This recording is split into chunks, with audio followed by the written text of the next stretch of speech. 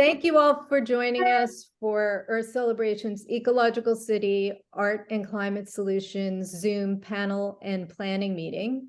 For those of you who are new, the Ecological is a collaborative art and climate action project celebrating local climate solution initiatives throughout the community gardens, neighborhood, and waterfront in the East River Park on the Lower East Side of New York City. So March through May, if people want to know, now we have these planning meetings where we discuss some of the concepts and updates on what is actually happening in the neighborhood between the community gardens, neighborhood, and waterfront.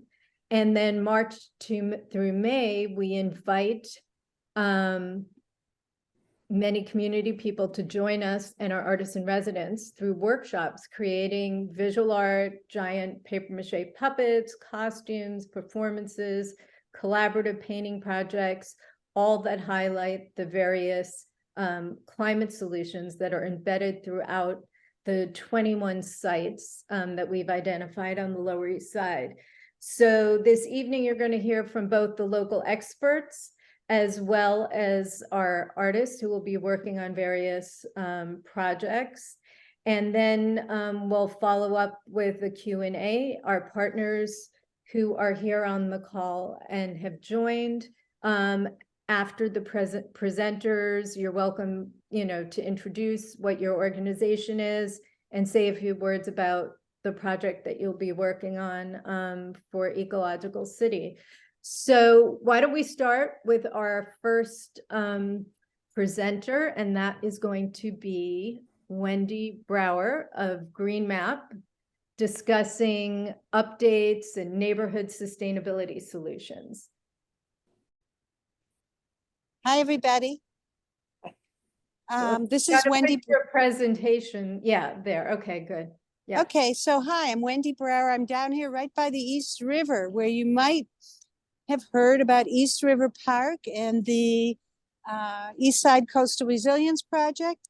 I'm want you to remember, though, that it's the park, even though it's pretty much wrecked, it's actually 42% open. So please use it, enjoy it. There's all kinds of wildlife realities there. I saw a red-tailed hawk there yesterday. And be a voice for positive change. So next slide. I just want you to see how half the park is destroyed along the edge, but there's still something there for all of us.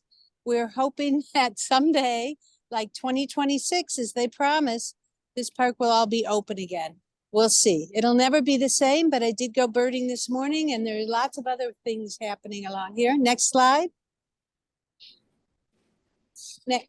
And it's quite nice to be by the river. Even the compression of the city, the noisiness of it all, you feel very different when you're out along the river. This is the embayment at 6th Street. Next slide. And, our parks are really havens for all kinds of culture and community and ecology.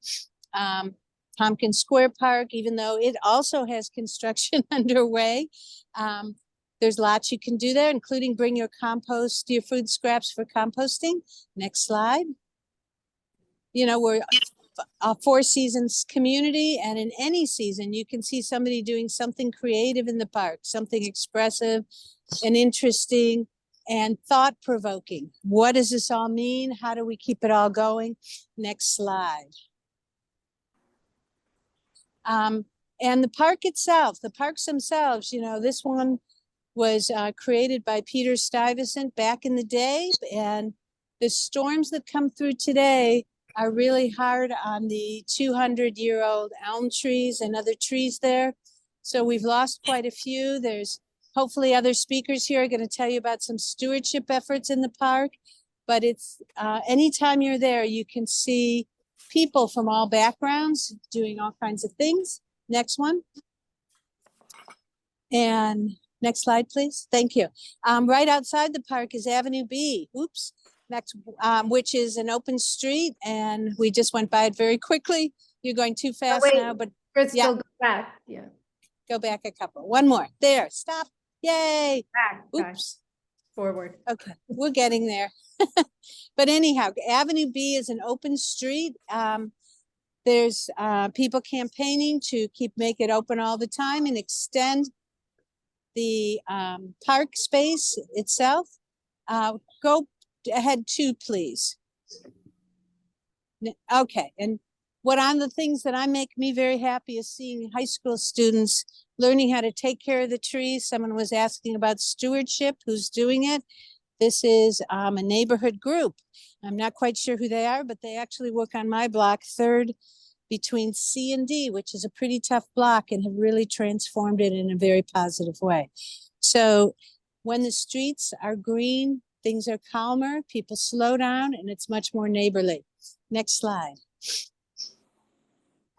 And so that's just a scene from the fabulous La Plaza Cultural, which I'm sure Ross will be talking about soon, but everybody, including Earth Celebration, stages events there and makes things happen.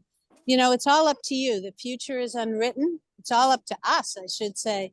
We have a lot we can do.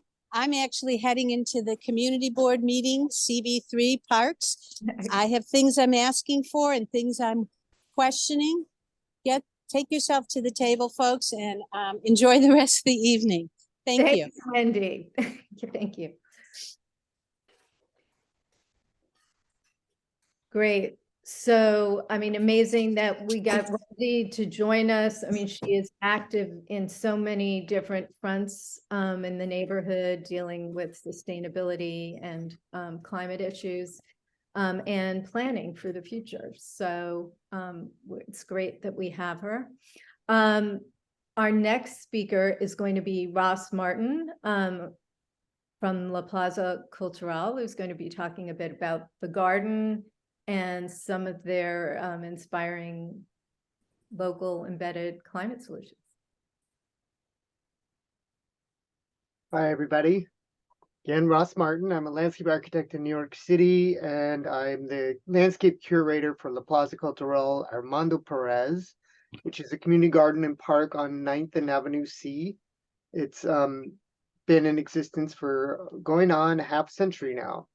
This first slide I selected because we're starting to become all about mushrooms. I'll let you know about that in a little at the end.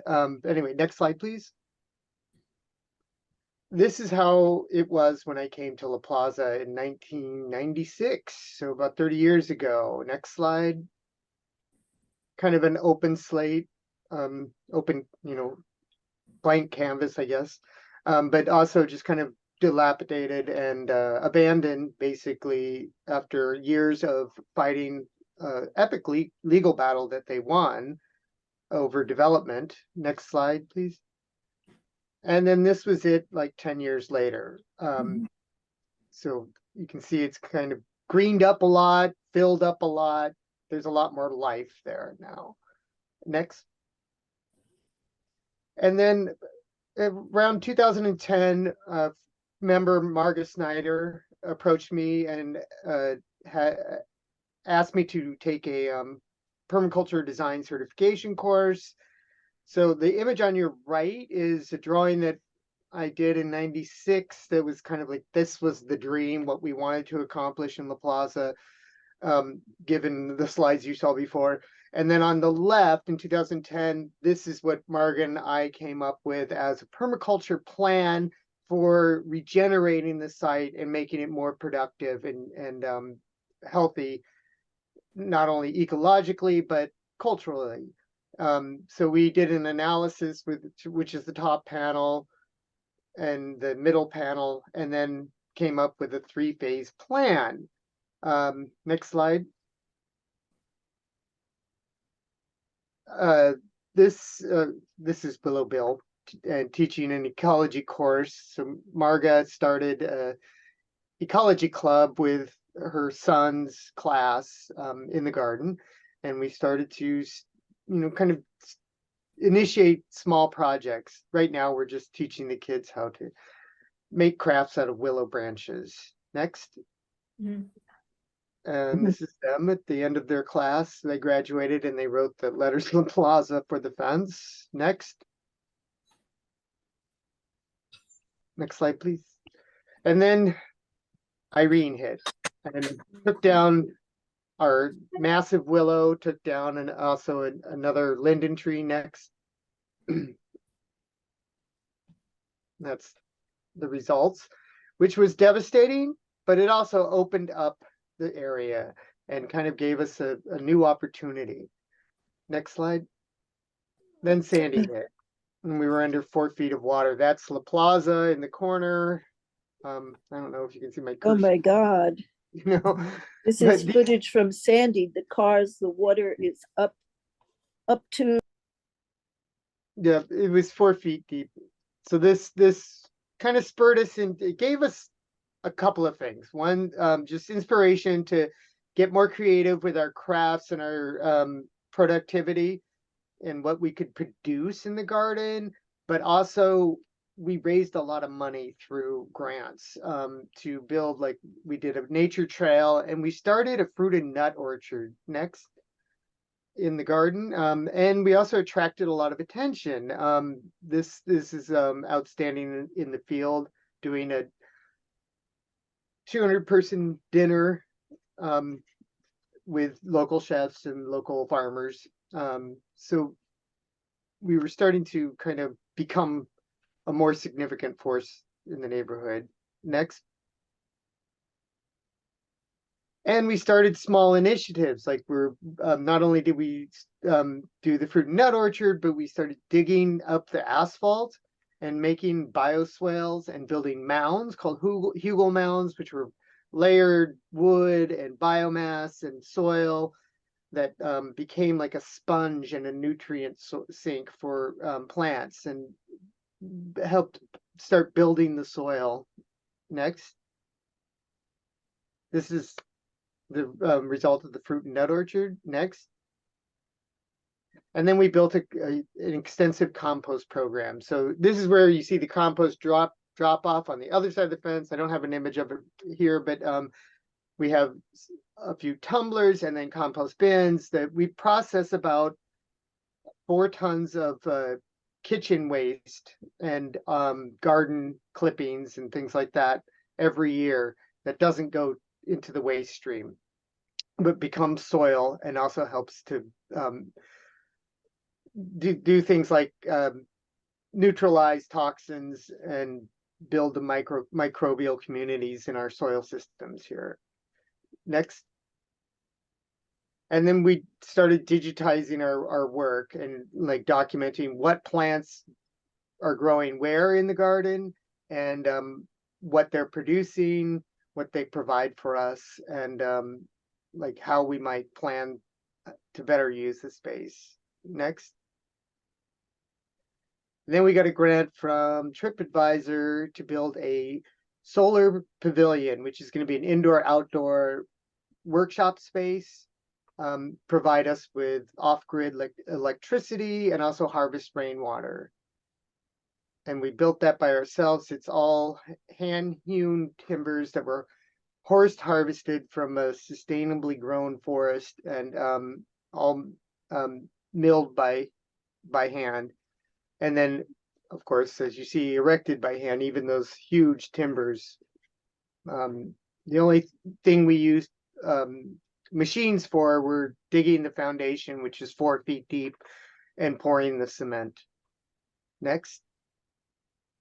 That's us celebrating getting the system up, or the frame up. And then this is our next step is we're now making a 3D model of the space.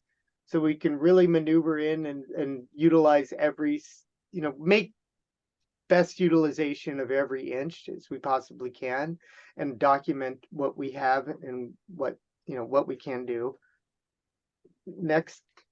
And then this is the final slide, is basically showing our next step. The solar pavilion is on the right. You see we partnered with a company called Pavilion, which produces a solar fabric out of nylon that's translucent, so light comes through and attaches to a Tesla-like battery that exists completely off-grid. We don't have to plug into the city system.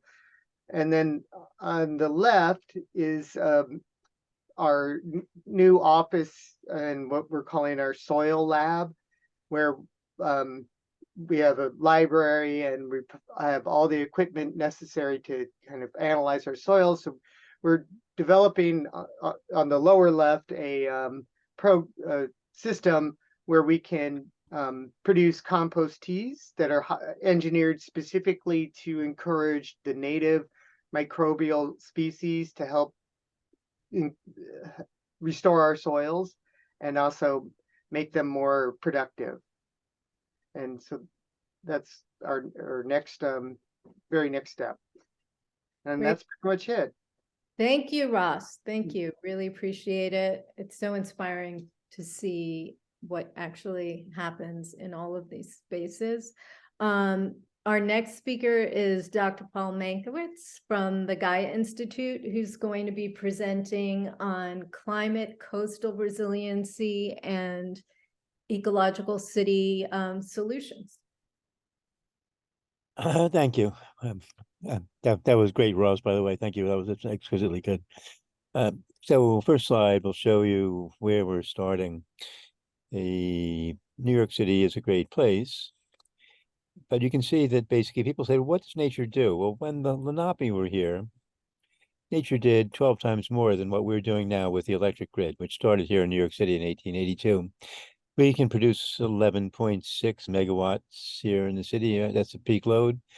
But under basically the stewardship of the Lenape, this 300 square mile landscape produced 132 million megawatts, 12-fold larger, and captured 16 tons of carbon a day compared to the expenditure these days of 114,000 tons of carbon per day. So next slide. You can see we're able to do things. It's all basically how we treat the surfaces of the city, because they're vertical. They could be, you might call them simply functionally ugly, but we designed this a while back. I have built everything you see there on the right at the different scales, but basically one could simply put Jersey barriers in a line, put basically a swimming pool liner inside, and catch the runoff from 700 linear miles of elevated roadway, making these low light wetlands. They could be things like cinnamon fern, royal fern, and the rest. And that would basically be 700 miles of runoff out of the combined sewer. The next slide.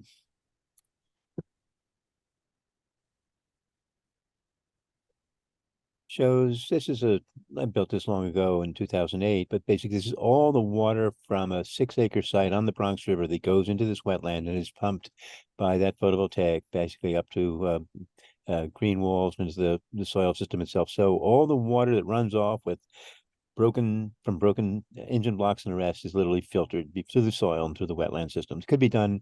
All of the coastal city is like this, like your place in the Lower East Side there. There's a salt marsh underneath it. And so that's basically a constraining layer, and that's where the water table is. Next slide. So what you need is very simple in a way. All you need is plants of the right scale. Sedum are nice enough plants, but they basically don't use much water. And that's a critical loss, because you can see the plants on the right there. On a 90-degree day, they're running at 82 degrees at the dew point always, once you get below the sun lays on the top. Sedums on the other side will be running at like 106 or something. It's not terrible, but basically it's the natives here, and there's thousands of them that literally will change the climate by capturing carbon. Every square meter captures about, when it evaporates 6 liters of water, captures about 20 grams of carbon a day. Next slide.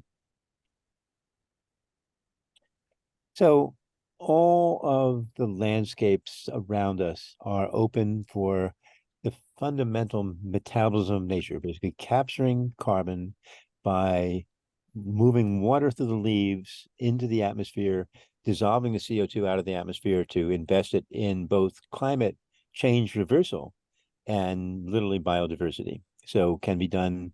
You can see on the left, there's a bike lane barrier that's also a wetland, simply cut off Jersey barriers with plants growing in it. And then the Jersey barriers lined up as basically floating wetlands, can be done anywhere. Green walls. There's something like hundreds of square miles of green wall space in New York City. Next slide.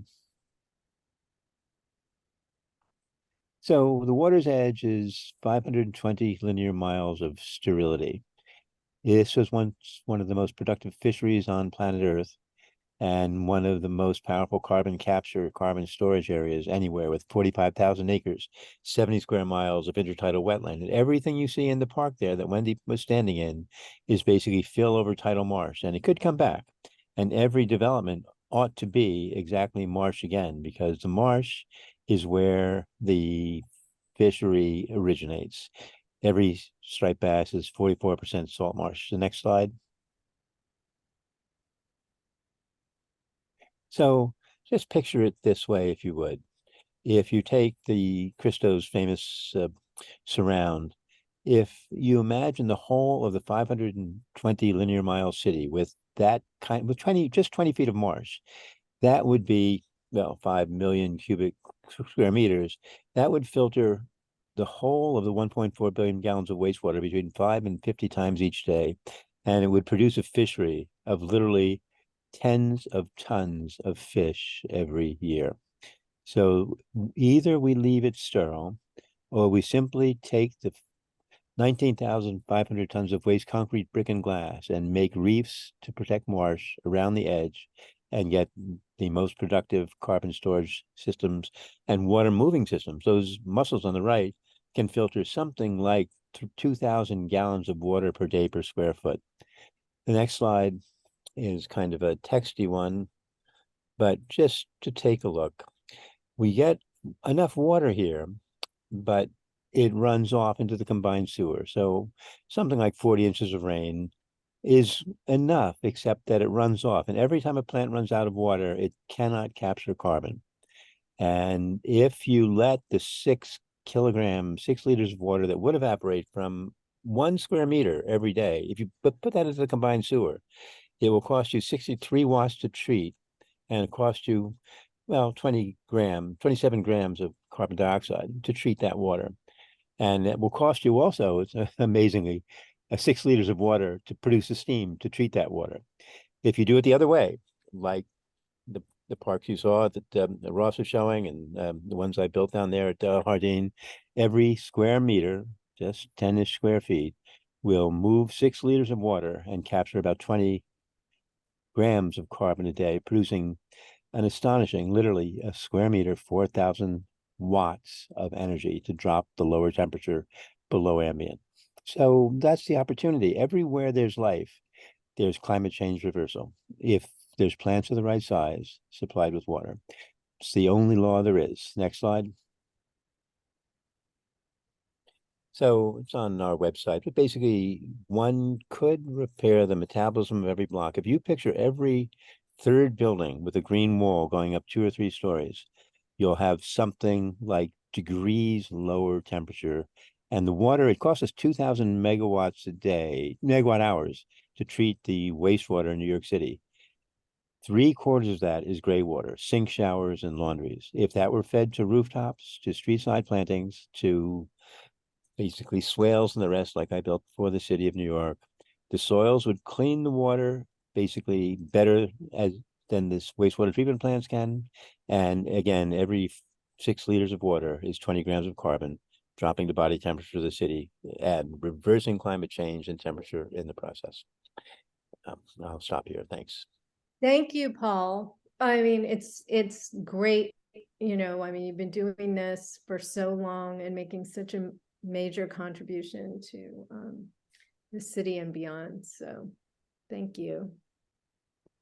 Our next speaker is going to be Allie Ryan, who's going to give an update. She's been very engaged on the East River Park, and I'm sure everybody would like to have an update of what's happening over there. So there've been some meetings recently about what is about like the waterfront access to the park. And so what I did in preparing for tonight, I decided to go on a bike ride. Let's see what's going on. So this area here in the first slide is where is the beginning, is like the real beginning of the destruction of East River Park. And so you get to see the status of the flood wall being built, and more so right now they're in this area, they're working on the flood wall and the they call it a combi wall. But next to it, people are going about their daily lives playing baseball. And so I love the juxtaposition that people still want to enjoy the park despite the city saying that the park was dying and that they needed to do what they did by destroying the park and raising it. Next slide, please. So one thing I want to share is that is the updated schedule. So a year ago, I was sharing that the park was going to be closed at this time south of Stanton Street, as well as but it was going to be closed up to 4th Street, while Tompkins Square Park was undergoing 2 capital projects, and so part of Tompkins Square Park would be closed. So we were going to be losing green space.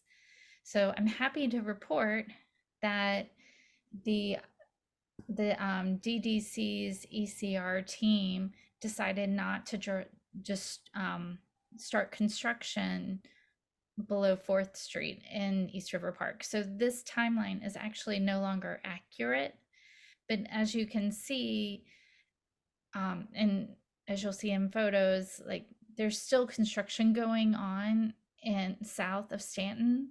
So, and they've extended the deadlines, even though the politicians are coming out and saying that, oh, we're on schedule. Right now, the crews are working from 6 a.m. to 12 midnight every day. So they're really trying hard to finish this park, finish building the park. But as you see in this diagram, there's still, and you'll see in the slides, there's still a lot of work to be done. Next slide. So I'd like to start on a happy note. In the northern part of East River Park, it is bustling with activity. The roses are in bloom, the fishermen are fishing, residents are running and playing sports, and there are squirrels in the park. So we do have some wildlife, probably not as much as we used to, but the park is still home to lots of a diverse audience. Next slide. So here's a recent construction bulletin, and it's a map of East River Park. So I wanted to share clearly what part of the park is open and what part of the park is closed. And also, if the photo, which I'll show you another photo in a bit, that gives you a sense of how below Stanton, the Esplanade has been completely destroyed, and there's a combi wall being put, and then the flood wall is being installed, and then I'm not exactly sure how they're going to do this, but they're going to be raising this part of the park as well with infill. Next slide. So this is East River Park near Delancey. So at this area, this is the only part of the park that is elevated, it looks like 8 to 10 feet. Next slide. So here, I tried to label a lot of the photos so you can see how construction is going from 6 a.m. to 12 midnight. So this does impact the residents' peace of mind, frankly, and quality of life. But it's still an open construction site. And so every time you go, you see something different. Like access to the park may change. So it can be in it. Please wear your your running shoes, because it can be an adventure. Okay, next slide. And then, so recently, this fall, a temporary art installation by the artist Carlos Irajaba, maybe mispronouncing his name. The art installation is called Joined in Avalanche, Never Be Alone. Again, is situated to the left of Coralier's Hook Ferry. The materials were harvested from the city's infrastructure, which, when you look at this, honestly, it's like it looks like it's a part of the construction going on in East River Park. And so it's actually, it looks more dystopian than it looks like an art installation. But one thing that I thought was interesting in this area, that there were wildflowers growing like underneath the park bench. And that, to me, that was more, I wanted to celebrate more the wildflowers growing than talking about like asphalt and different like construction material, more construction materials. Next slide.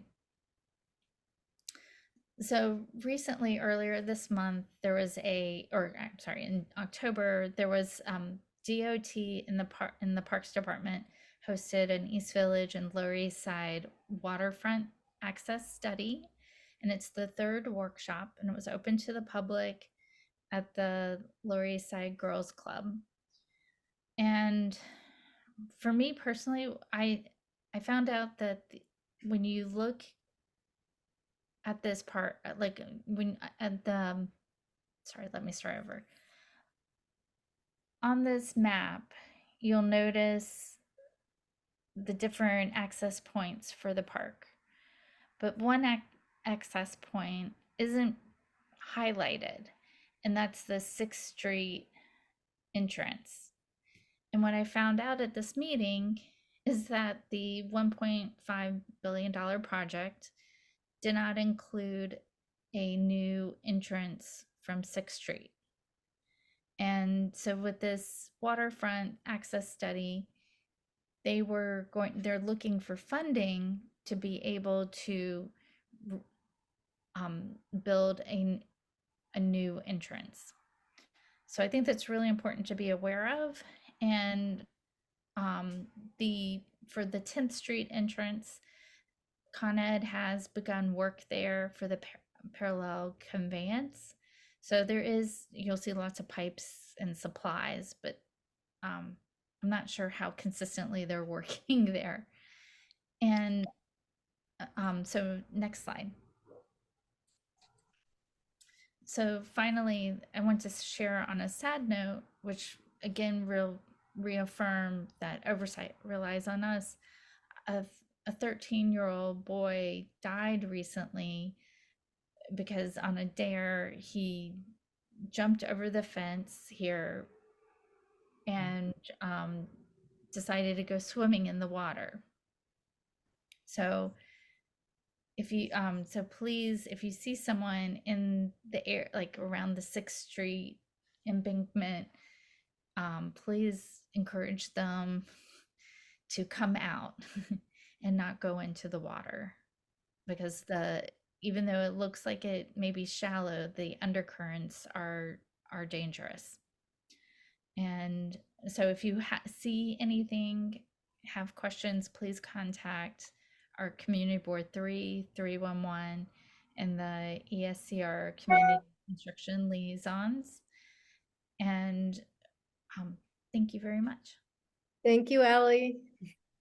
And if anyone afterwards, there'll be a Q&A, and you can also in the chat put any questions you might have.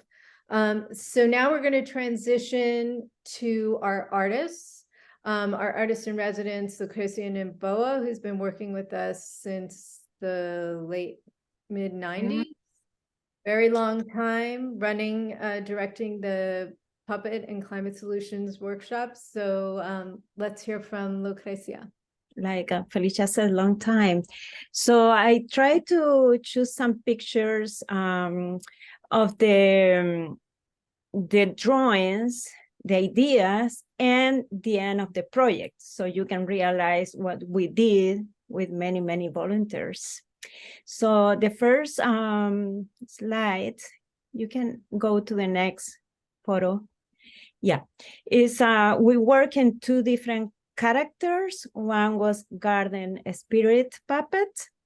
The design or my imagination comes through this face, and you can see the end of the project. We work in this paper mache with modeling clay first, over the modeling clay paper mache, and decoration. Many people, many hands work in this piece. Next picture. Yeah, garden spirit dress. We use different techniques, like using, for example, there are different drawings in the dress made by a template or made by own inspiration. So there are different talent in the group we have. So, but some of them, they never did anything and they feel inspired. And so I have to think about them too, so they can trace and go ahead with the painting. So these are representation of different species in habitat and the garden. So next picture. Ecological City Planet Solution. We try to represent the urban and farming garden, neighborhood, waterfront area. The design is this, and the result is in the left side.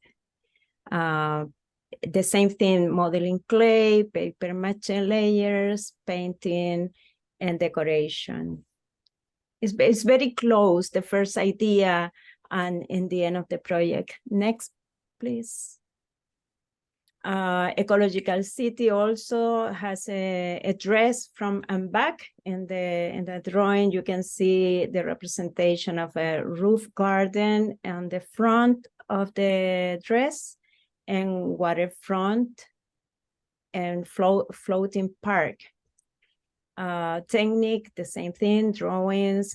Oh, this is the first year the student from NYU, they participate and they incorporate the iPhones to take a picture of the small drawings I made. So each of one got a part and they enlarge the drawings, which is very good. So I never got that idea. So that is the reason why I always wanted to come back to the workshop, because we change ideas. It's very inspiring for everybody. Next picture. Yeah, that I add this picture because this is the thing happened on the parade. From and back, the dress of the puppet and the garden spirit goes all the way to the river. It was a moving puppet, moving hand, a little bit called 3D piece. So I encourage everybody, if you still didn't go to the workshop, custom design and puppet making, Saturday and Wednesday is fun, and we can make a lot of friends. That is all. Great. Thank you, Lucrecia. Yep. So now Johanna Roa, who works with us doing costume workshops. She was here last year. She is actually opening right now in Mexico a major exhibition at a museum. So Crystal's going to share a brief video of her introduction from last year, but here you see are her costumes that she did in 2023 using photo transfers representing urban climate solutions, the gardens and waterfront. And that was a whole research project, you know, coming up with the images and laying them out. And then it was created in the workshops. So Crystal, if you can just share the few words we have from Johanna. Hello. Yes, I am Johanna Roa. I'm a visual artist, a curator, and historian. This is my first year working with the Earth Day celebration and with Felicia. I'm happy and honored. I'm currently in White Box. We will tell our workshops here, so that's fantastic. We have a textile exhibition if you want to look around. Okay. For me, it's important to recover the experience of being part of the nature. And I believe that clothes are relevant because they are part of our relationship with the nature. So, because that's the place where the materials that we use to cover ourselves comes from. Then I'm going to present 3 designs for the Earth Day celebration. Could we go for the next? Thank you. The inspiration of the design comes from the Hudson River Estuary, General Femet Solution, and less community gardens. That's wonderful because well, White Box is in Lower East Side too. Please, next slide. Thank you. This is the first one. Okay, yeah, please go to the next one. Okay, thank you. This is Green Solutions New York that includes global climate solution image, such as bicycle infrastructure, zero waste lifestyle. That I believe that's relevant. We are going to use remnants of clothes and recycled plastic for some laces and digital prints. Next one, please. The second design is inspired by the Gardens of Les. We have many, and includes image of some of the gardens in the area, as you can see. This is the character of the gardens, and I believe that my work is related with the daily life too. You know, it looks like small tablecloths of the everyday life. I believe that that's very important to recovery, or you know, to be responsible of the daily life, producing waste and you know that kind of thing that is destroying our work. Next slide, please. Finally, this is the Blue Water Spirit in New York. This is a quilt piece. Has 2 different sides. It's inspired by water, especially the New York Hudson River Estuary. We will develop the 3 designs with the people in the workshops. It includes some image about, you know, water and the Hudson River image. That is a place that we need to take care.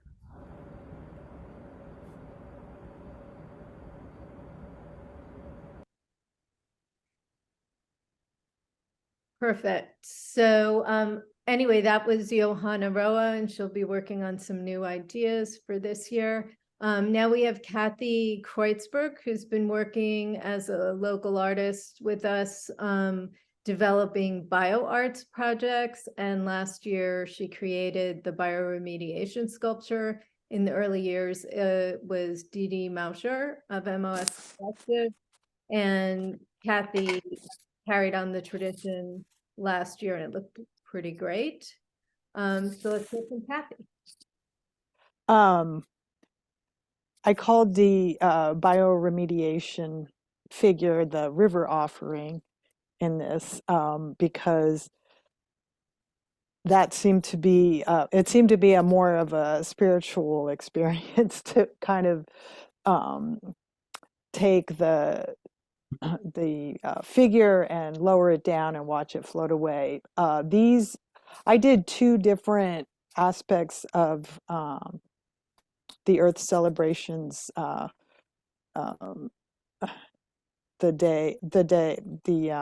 parade for the day. And these are the costumes. The costume on the left is the skirt that has different recycled items such as mask, the masks that we have been wearing, the mylar cut into sort of these eye-catching sequence, and then also some sound elements to the skirts. And on the right, of course, is the kombucha leather that was harvested from the previous year and then painted with India ink and other natural materials. Okay, go ahead and next one. I'll go a little faster with the other slides. So the full costume is a headdress, a top made out of kombucha leather, and then of course I originally was thinking of it as a belly dancing skirt, although I haven't been belly dancing as much quite lately. So we discovered that you could paint, also the headdress was painted, mycelium painted with egg tempera. And we used twisted Virginia creeper vines to also as part of the headdress. And I think I already mentioned some of these other elements of the skirt with the spoons and, you know, all your keys that you don't know what to do with, keys that you have laying around that you don't know what they go to anymore, were used as chimes. Okay, next slide.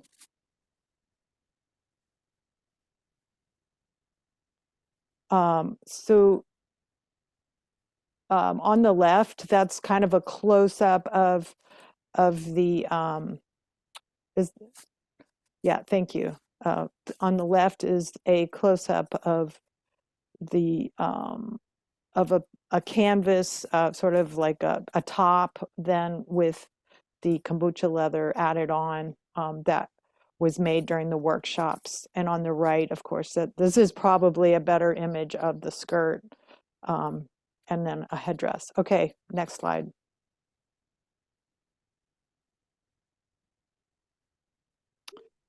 So this is the bioremediation figure or the river offering. These are all Virginia creeper vines that were removed from my building that I collected, and then wove together to create this seated figure. And of course, flowers that were given as gifts that I saved and dry. And I use those on the figure for both the headdress and also for the heart, and right in the hands. Okay, next. And then it was put onto a bamboo raft, and we collected all the bamboo from an arboretum up in Westchester and brought it back to create. It was all sort of refuse that was put aside, that was going to be, I guess, I'm not sure what they were going to do with it, but it was extra. It was removed from a arboretum, so we then got to use it for the raft. Okay, next. And we were lowering it down here, and we, of course, gave it as the offering to the river. As it floated away, the flower petals were being thrown in, and it was quite lovely. It was a beautiful sight to watch it slowly float away and also slowly go deeper and deeper into the East River. Okay, next. This is the kombucha. Now I'm sort of going backwards, working backwards a little bit. The kombucha leather top that you saw with all of the beautiful designs in ink was fermented and grown to make this the giant SCOBY or mat of bacteria and yeast that you see there. The laying on the wood. It's then dried and then it's actually quite strong, and I'm experimenting with it outdoors in the winter. It holds up very well outdoors. I'm surprised at how resilient it is as a material. Okay, next.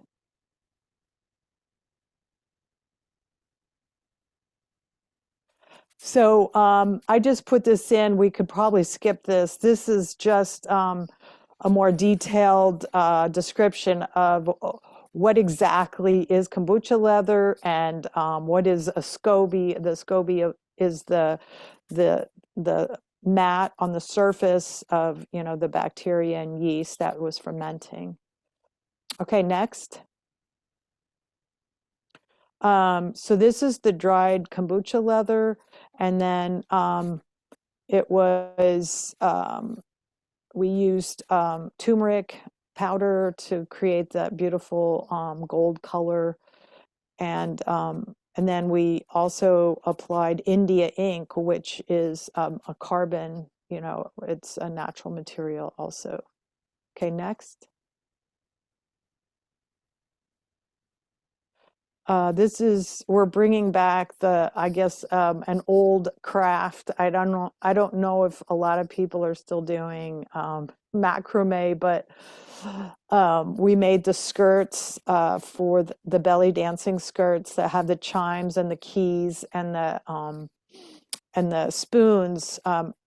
Here, we're macrame. We're creating the skirt, the kind of netting that this was the top part of the skirt during the workshop. And on the right is that's when we were making the headdresses out of the Virginia creeper. Okay, next. So this right here is this is the sort of the sparkly element, and this is a byproduct of the COVID masks. The mylar packaging, which is refuse, is used here to create the kind of the sparkly accessories that were part of the costuming. Okay, next.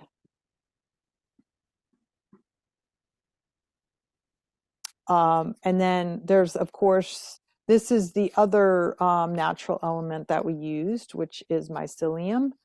And you have to mix it very carefully because it gets contaminated so easily by different kinds of molds that are just growing in the air.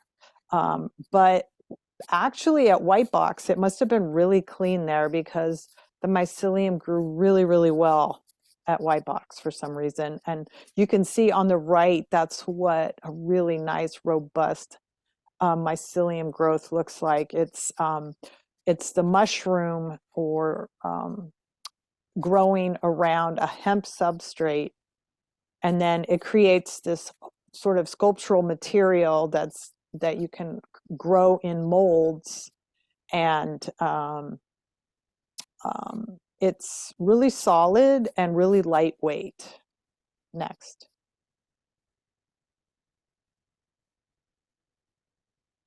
And this is where it was growing in the dark for like about a week. I tried a little bit of other kinds of mixed media with the mycelium in the center there. I had saved, those little clips that you get on bread. I had saved those, and I had a whole lot of those. I don't know why I ended up with so many of those, but I thought I would see what it was like to grow some, kitchen waste right into the mycelium. And on the right, it shows kind of the removal of the forms, which were all kind of round. And then they, of course, had armature wire inside. mycelium actually grew right into the armature wire. Okay, next. And this is painting with egg tempera right onto the surface of the mycelium for the headdresses. Okay, we had several colors: turmeric powder, smoked paprika, and cocoa powder. Okay, next. And then here are some of the different headdresses that were made by workshop participants. Okay, next.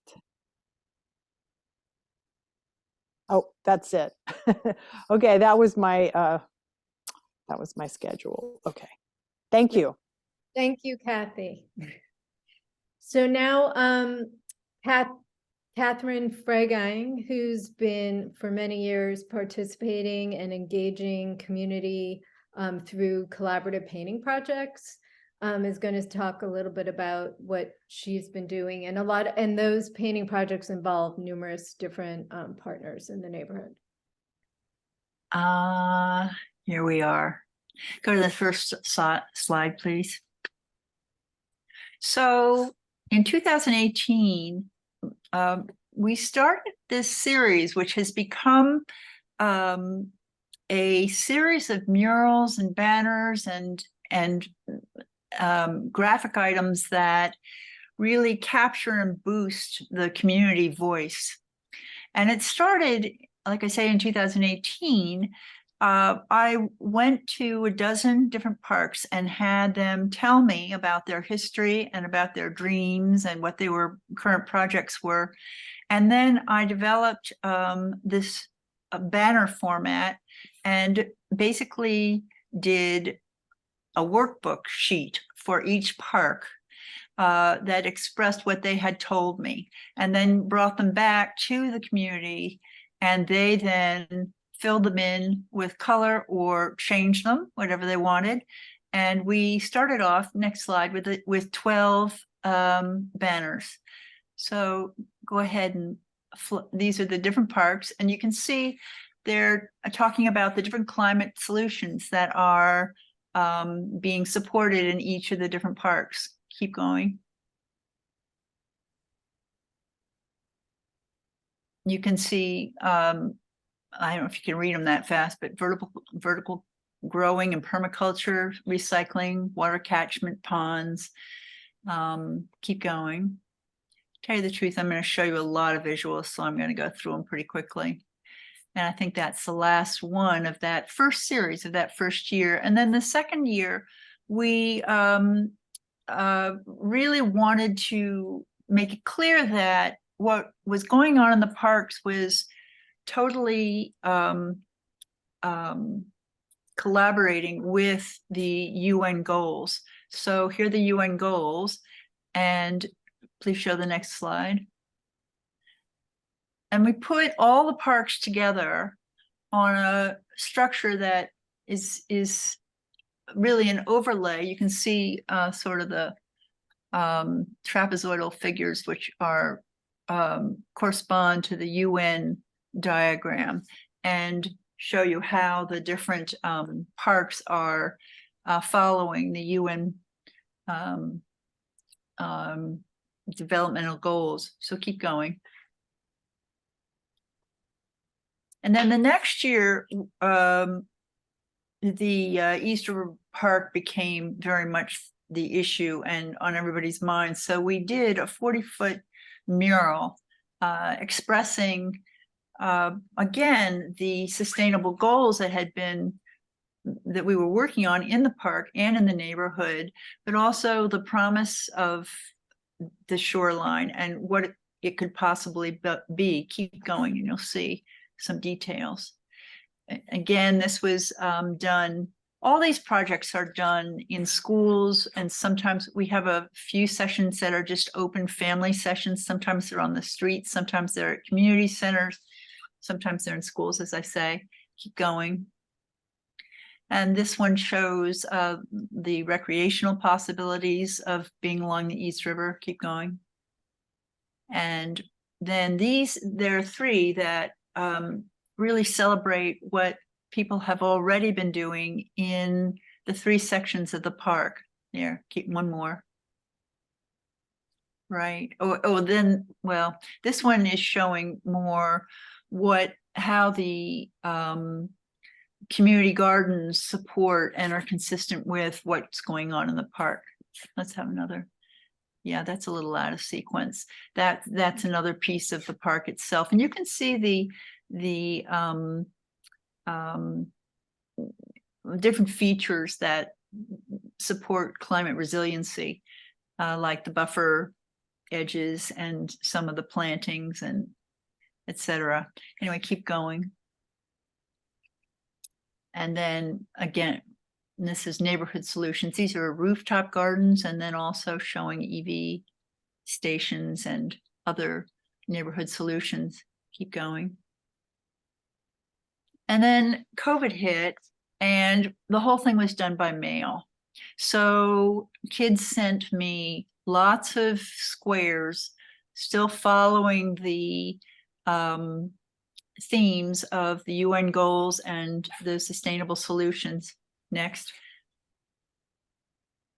And we put together these walls. I didn't include all of them, but so along the parade, we started to use the fences and do these sort of mural in pieces, if you will. Is there another one? One more. No, go back one, please. So we did about 4 of these along the route of the parade.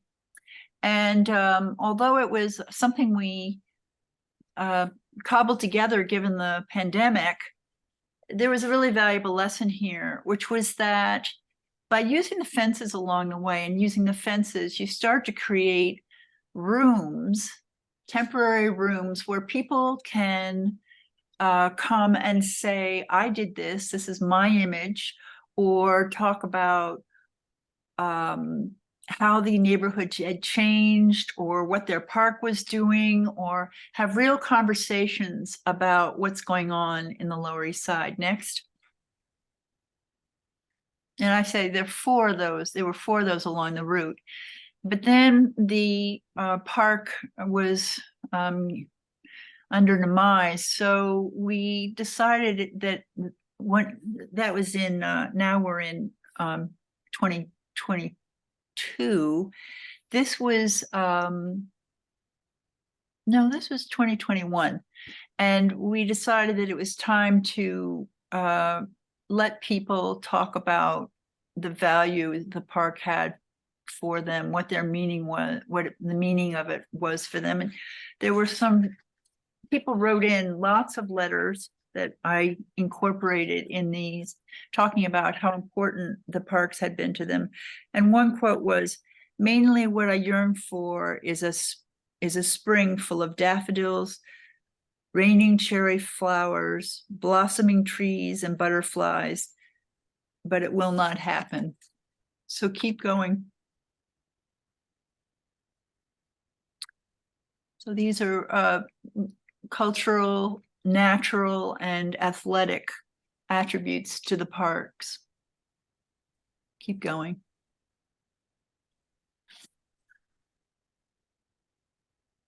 And one more. And then this last year, we decided to dip into history a little more and talk about the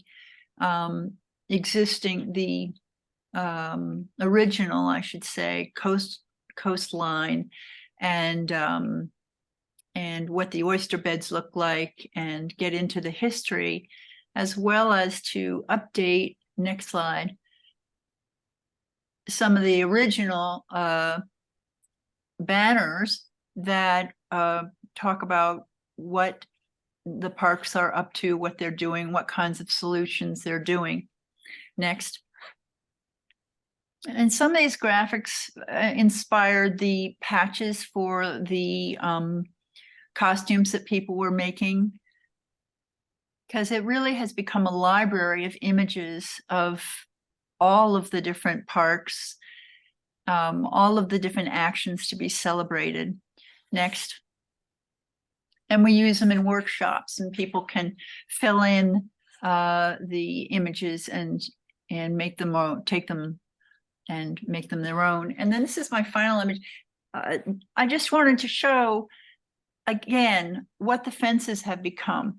When this is outside of La Plaza, and when this is set up, the way what this sidewalk becomes is extraordinary. It's the best art show I know, because many people have worked on these. They come to see them. They come to see their work again. They tell their children what the history of the Lower East Side has been. They talk about the parks. They talk about how the greenery is getting richer and richer. The discussions are wonderful. And so when this parade happens, developing the streets to be places where people really congregate and share their deep appreciation of both their neighborhood and what it can become is extremely moving, I have to say. So we're really looking forward to next year, or this, next year it'll be, doing workshops that, again, just enhance community voice, talk about what's on people's minds, what their dreams are, and keep the vision going. So thank you. Thank you, Katie. So now it's my turn. So Crystal, yeah, if you can share my presentation. I'm going to give an overview. For many of the participants, they know the details of Ecological City, but for those that are new, I'm going to give a brief overview. So Crystal, next. So for those of you who are new, the Ecological City project, you can go to the next slide, brings together, as I said, the climate solutions that, you can go back, sorry, the climate solutions that are embedded between the gardens, neighborhood, and the waterfront. And, you know, I've been involved in this issue now going into 33 years. And back in the 90s, when I started the Procession to Save the Gardens in 1991, you know, we were really thinking that we're preserving open space and outdoor community cohesion and environmental classrooms and, you know, all of the things related to the importance of nature within the city. But I don't think we really viewed it in terms of climate solutions, not back in the early 90s. And it was really after, you see here, Hurricane Sandy, where the gardens absorbed the floodwaters, that was like overnight, it became a completely different way of looking. And had we not done the work to preserve the gardens, we wouldn't have what ended up being is this embedded local network of grassroots green infrastructure that could absorb the floodwater, provide carbon sequestration, water harvesting ponds. You can go to the next slide. So here you see some of the green infrastructure that already existed before Hurricane Sandy, but then became recognized. And then the gardens actually got a grant to enhance. And as even Ross said, they got a grant from TripAdvisor to build the solar pavilion. So there, you know, has been more support for enhancing a lot of the work that was really just being done with very little money. Continue, go forward. And when we started Ecological City, the idea of a pageant that would go to 21 sites between 13 gardens, other neighborhood sites, including rooftop bee farms at the 6th Street Community Center, and celebrating the Earth School green roof, as well as 5 sites along the East River Park waterfront. Well, when we started it, the East Side Coastal Resiliency project that was underway was really a community engaged designs. So there was not the plan that you see today for the 2018 pageant. And that only happened abruptly in the fall or just before September, as we were of 2018 after the pageant, where they dismissed the original plan and came up with the new plan that you see today. Next. So yeah, this is one of the renderings, overviews of the East River Park. You can go to the next.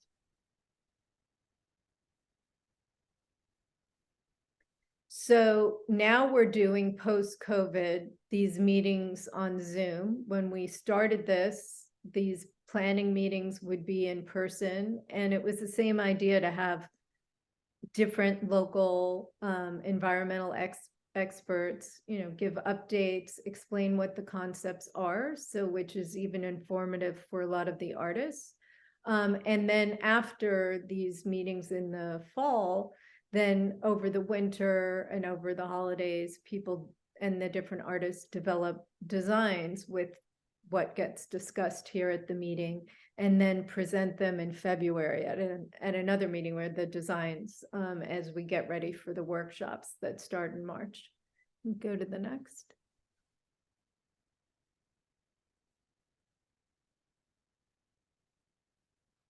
So anyway, this just shows you the map of all the gardens, and then these are and then you can go to the next. We have the 21 different sites between the gardens, the neighborhood, and along the waterfront. And when we started it before the construction, we went from 6th Street down to the amphitheater at Cherry Street.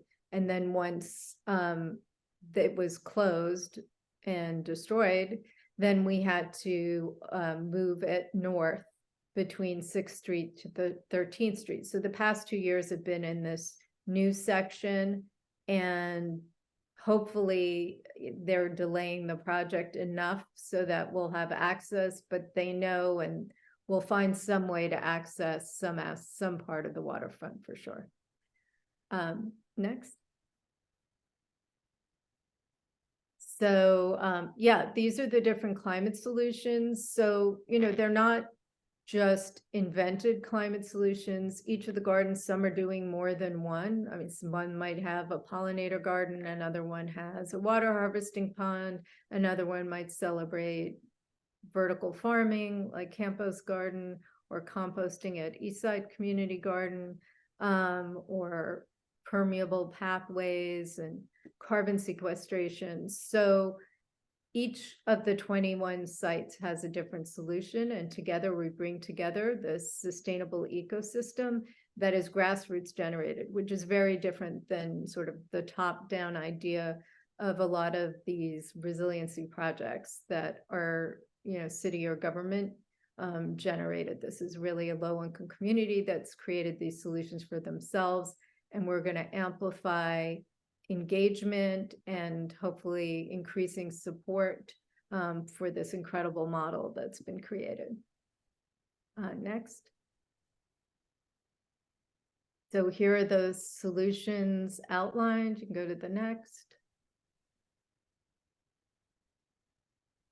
So we can go quickly now. So these are the different rendering costumes. These are from Michelle Brody. For the climate consequences costume, another climate coastal resiliency puppets over the years. Continue. So we start with the designs. You can go to the next. And then we have the workshops. So community people, it's all free and open. They sign up and they can come and participate. They can participate in one, they can participate in all of them. And we have Rosa and Pedro who are here on the call, and John Fields, who have been great participants since the beginning of the project and help assist. There's Kathy in her zero waste costume, and Dee Dee's original bioremediation sculpture. And then some of the here workshops that Katie did, engaging the community, and other projects we've done with children in the schools. This is at the Earth School, Also working with natural paints is something we do. And then we also brought in theater directors who collaborated here with Goals on creating a performance about surviving Hurricane Sandy.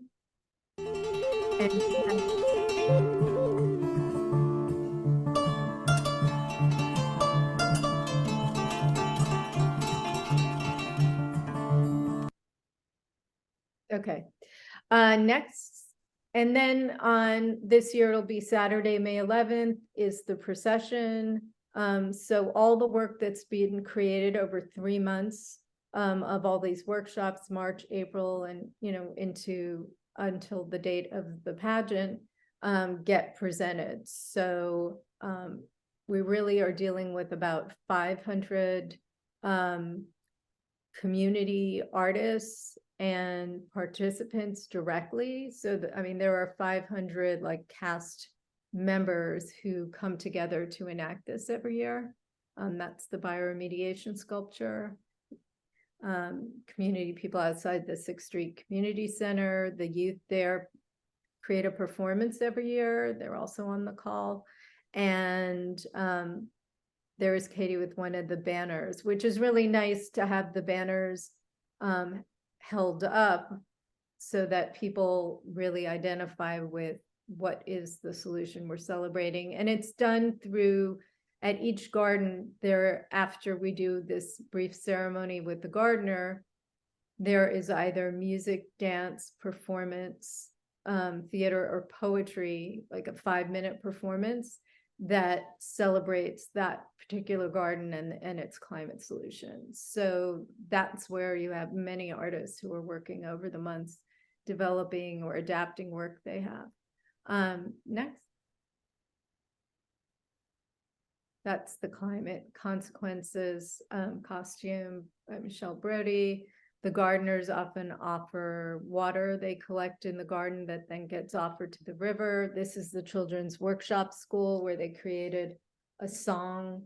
Now at Campos Garden, celebrating vertical farming. So each of the gardens are different. Some are small, some are larger.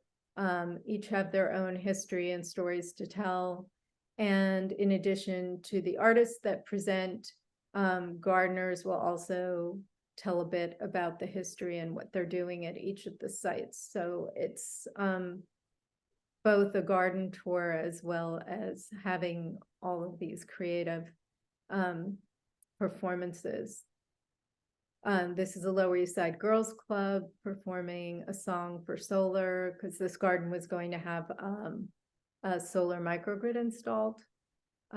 So each year, we tried to find out what's happening and what new projects might get developed at each of the sites. Next.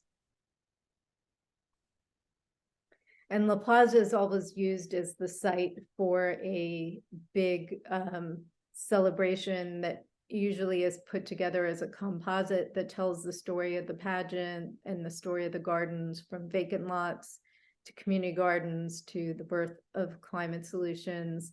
And we involve different groups like Global Water Dances and the Museum of Reclaimed Urban Space that are part of it. And then we move on to the various gardens. So you can fast forward a little bit. Yeah, keep going. Yeah, keep going. And hopefully we can get, let's see if we can get over to the waterfront. Anyway, these are the beautiful puppets.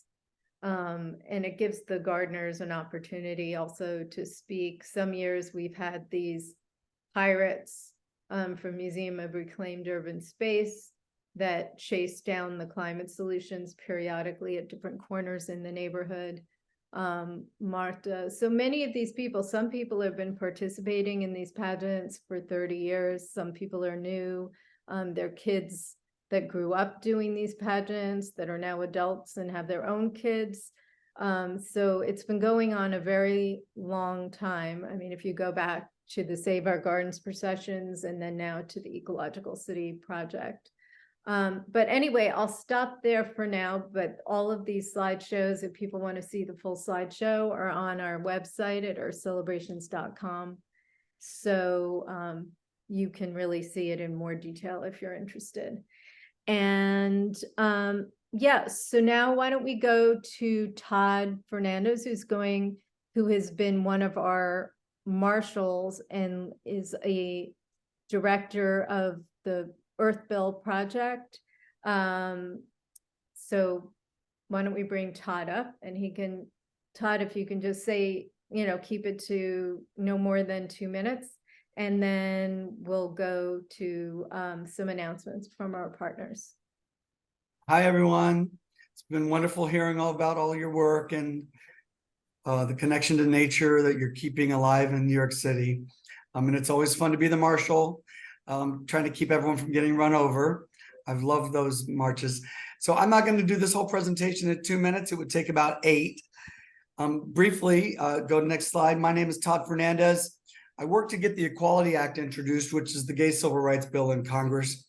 And now I'm working on the Earth Bill. Next slide.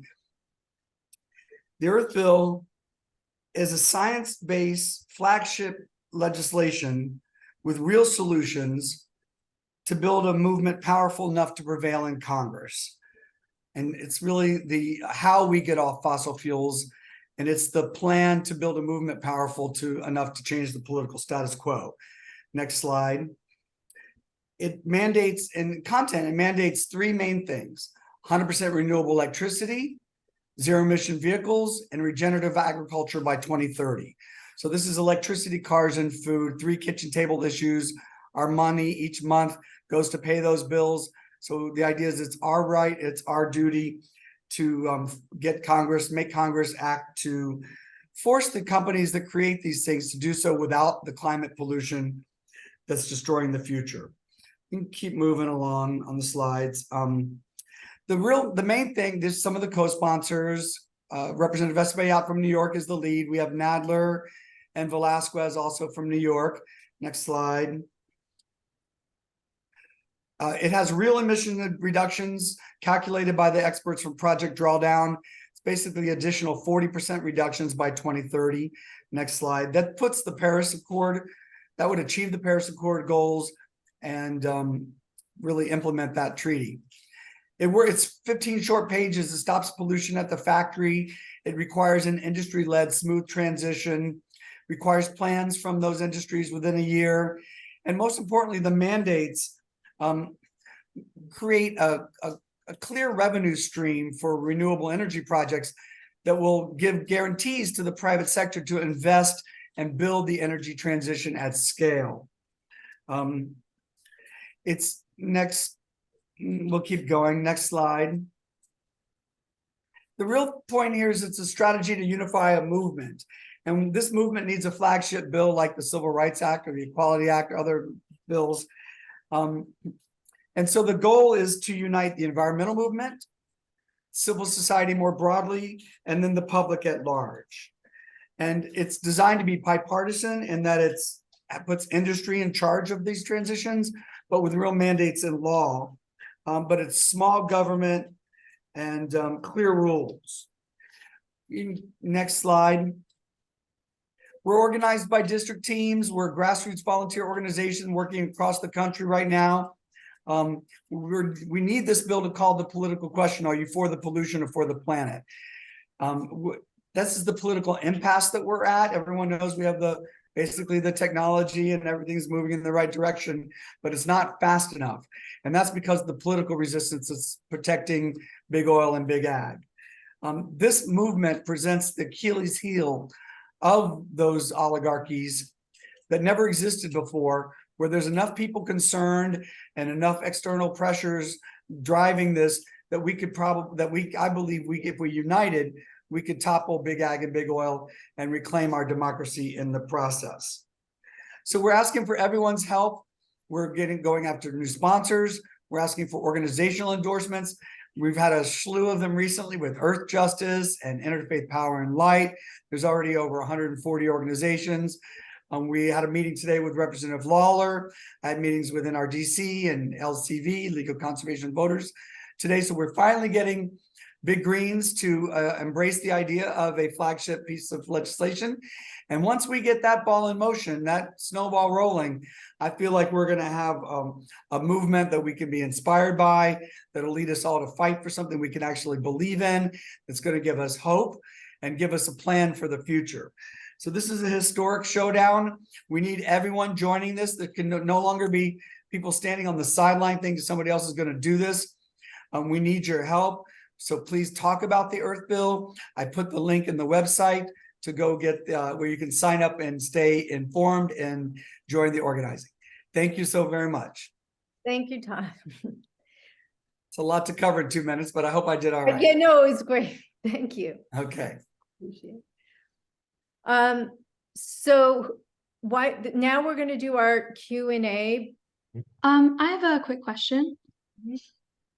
This is actually for Paul Mankiewicz. I was very interested in the work that you're doing to create more environmentally stable cityscapes by incorporating wastewater gardens and native plants into city infrastructure. And I was wondering what the response of the community has been, and then also what the response of like the more city government has been towards those ideas.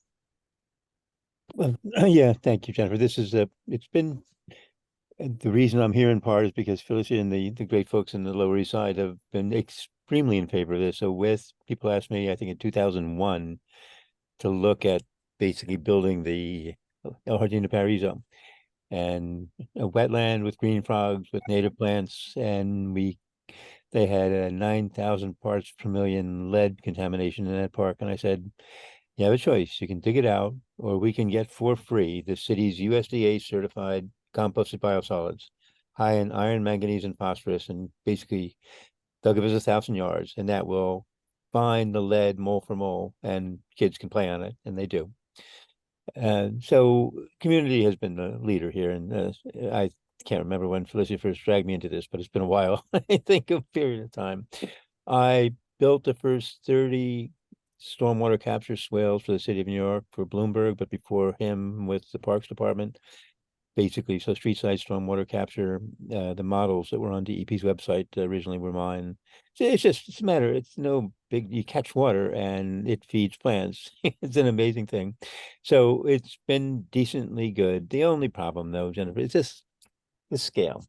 We need, as is being discussed, every block should have every maybe third building with a green wall with scarlet runner beans and morning glories to even grapevines and Virginia creeper. It's just coverage.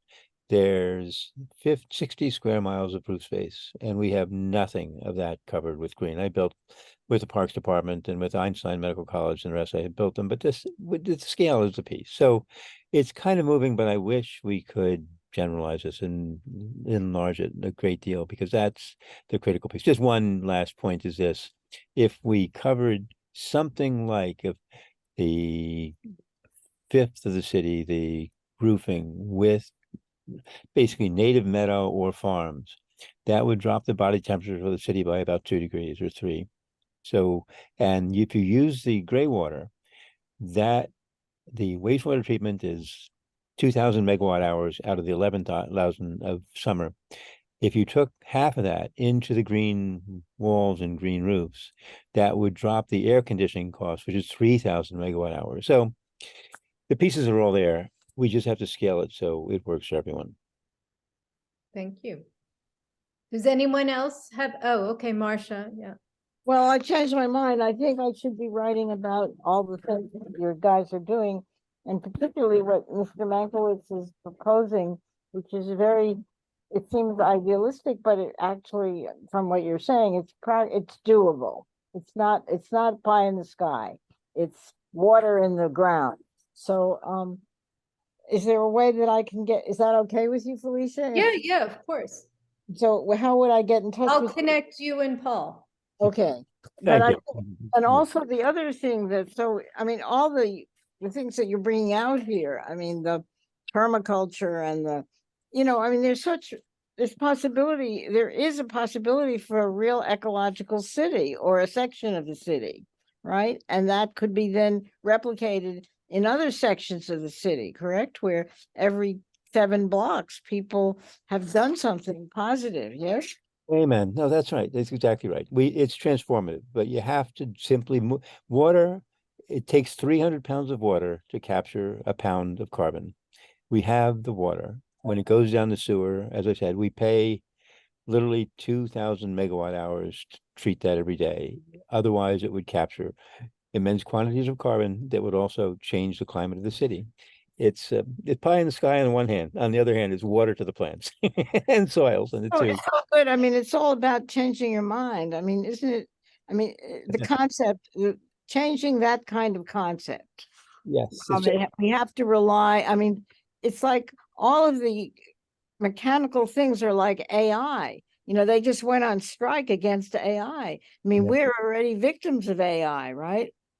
And it will never do what you're describing, basically act like a community to bring everything together. So that's what we need. But Ross, also your projects of garden, this is, okay, Felicia, you're going to give me the information, but both of these projects seem, and the Earth Act, it's just transformative.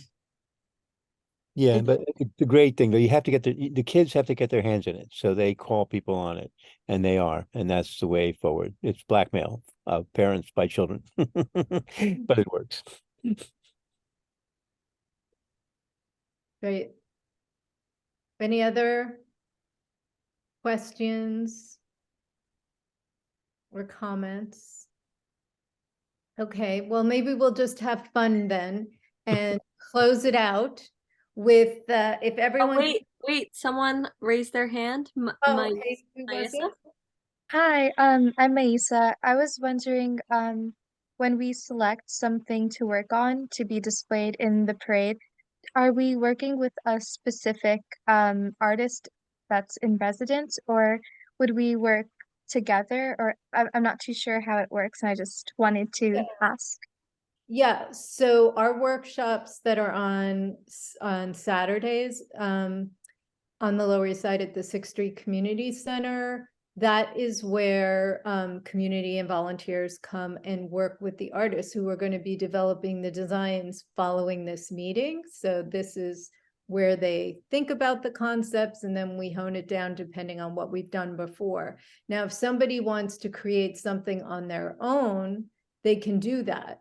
But that's not what's being done in the Saturday workshop. So in other words, for all the different performances that are happening, those are being developed, you know, all over the place. People are creating them and creating pieces independently. And then when Katie does her project, she's collaborating with, you know, about 5 different schools and community centers, engaging them. So yeah, you could communicate with me if you have an idea of something you'd like to create, you know, because it would be helpful for you to know what we have, and maybe there's some gaps in terms of ideas. So, you know, we could just continue to have a conversation. Eliza is going to put the email you can reach me at mail@earthcelebrations.com. And you can also look more at the images and videos on earthcelebrations.com website. There's a lot of information, plenty on Earth Celebrations Facebook, as well as videos on YouTube. So you can get a good sense of what's been created. And maybe that'll help you figure out if you'd have an idea.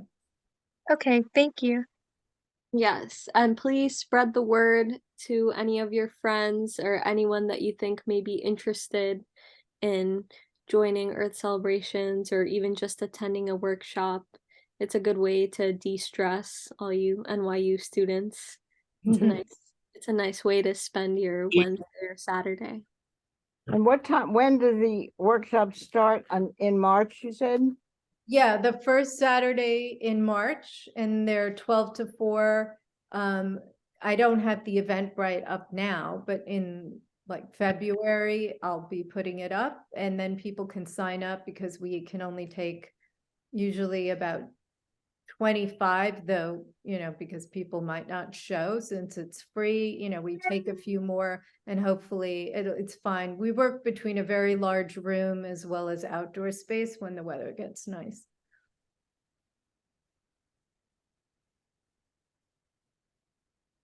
So, yeah, if everyone wants to grab their favorite nature image from their phone, and Eliza, maybe you can play the music, and then we're going to do arms to the left, arms to the right, and then swirl around, arms to the left,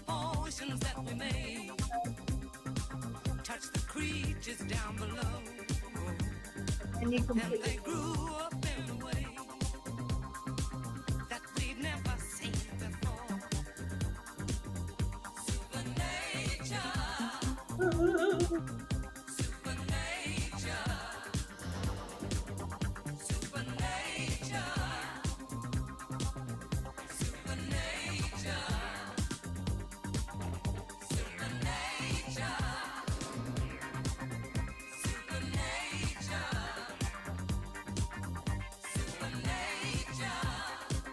Thank you, everybody. That was fun.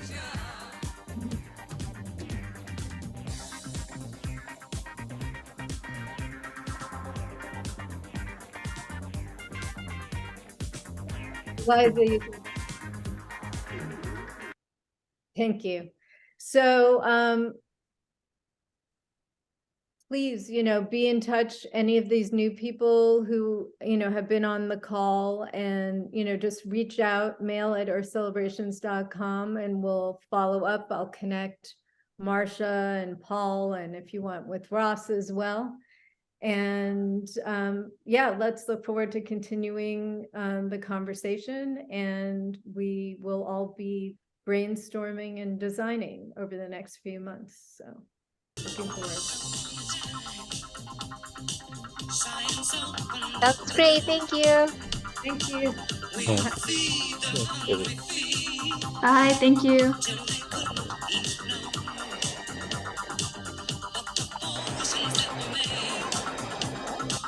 Touch the creatures down below.